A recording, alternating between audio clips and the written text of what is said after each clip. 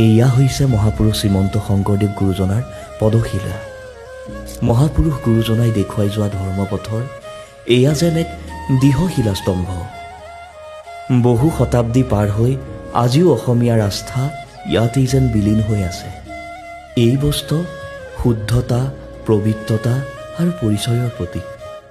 ভক্তিৰ উজ্জ্বল আৱৰণত আজিও আমাৰ সংস্কৃতিত জীয়াই আছে।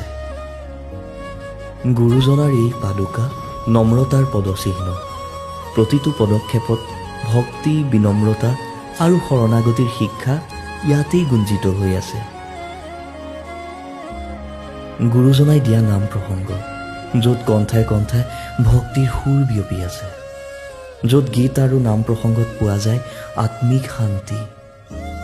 নামঘৰ হৈছে অসমীয়াৰ আধ্যাত্মিক জীৱনৰ হৃদস্পন্দন স্বৰূপ, যি হৈছে অসমীয়া সংস্কৃতিৰ মূলধাৰা।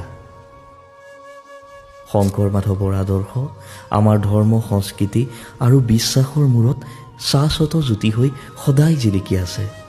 আশা কৰোঁ এই ধৰণেই অসমীয়া জাতিৰ আত্মা ভক্তিৰে অক্ষয় হৈ থাকিব।